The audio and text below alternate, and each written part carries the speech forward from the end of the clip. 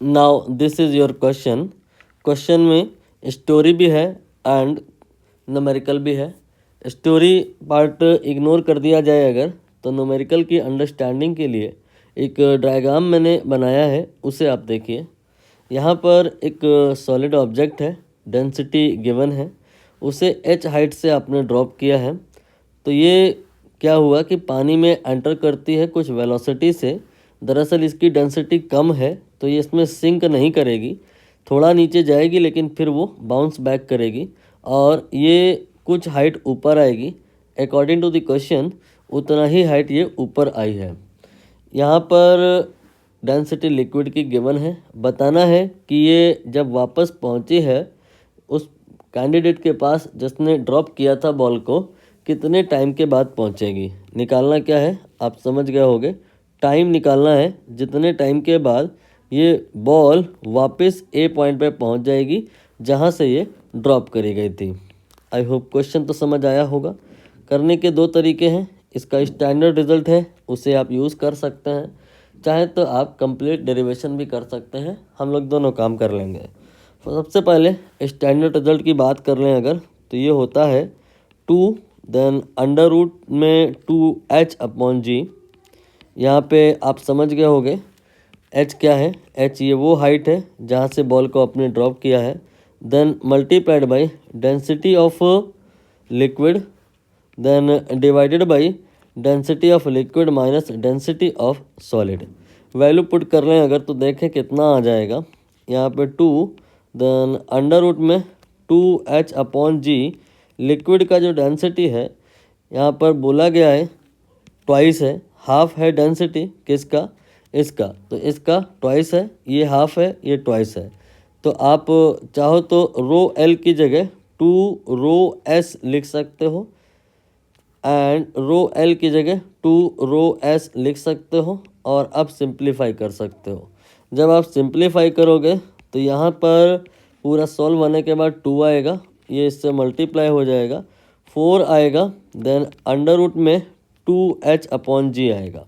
ठीक है, value h की रखी जा सकती है, क्वेश्चन में दी हुई है, ये 19.6 है, इट इज़ 19.6।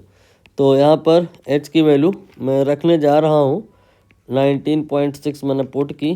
g 9.8 लेना यहाँ ज़्यादा बेहतर होगा, कैलकुलेशन आसान होगी।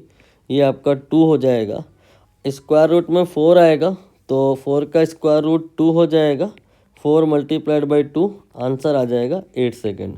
अब इसके हम डेरिवेशन पार्ट पे आएंगे।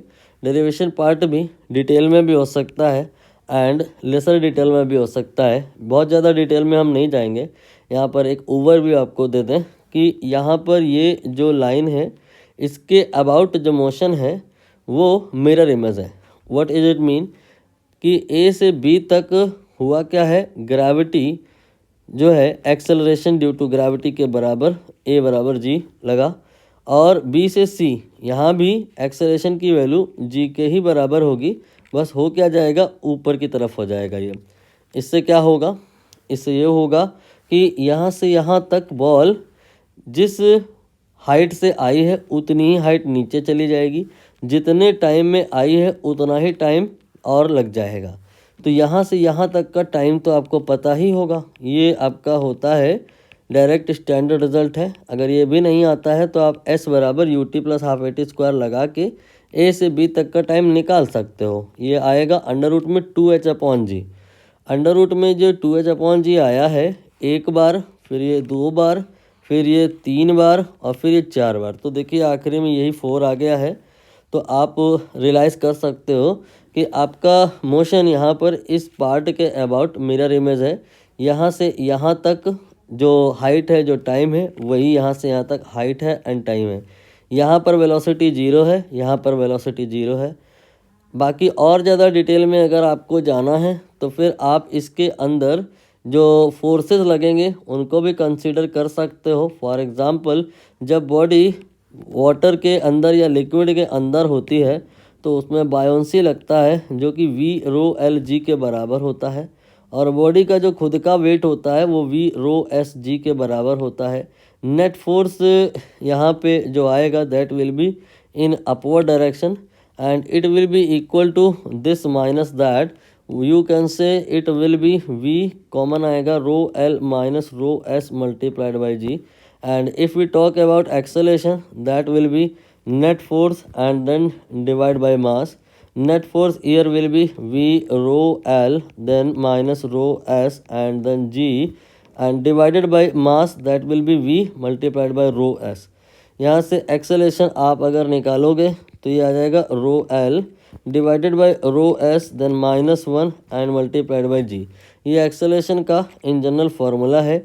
इसमें आप कंडीशन पुट कर सकते हो कि जो लिक्विड है उसका जो डेंसिटी है वो 2 रो एस के बराबर है। आप सॉल्व करोगे तो यहाँ एक्सेलेरेशन जो है वो जी के बराबर आ जाएगा। देखिए मैंने यहाँ पे यही लिखा है। तो क्वेश्चन को मैंने कई प्रकार से कुछ ज़्यादा ही डिटेल में एंड शॉर्ट में सब तरीके से बताया है। आई होप समझ आ गया होगा।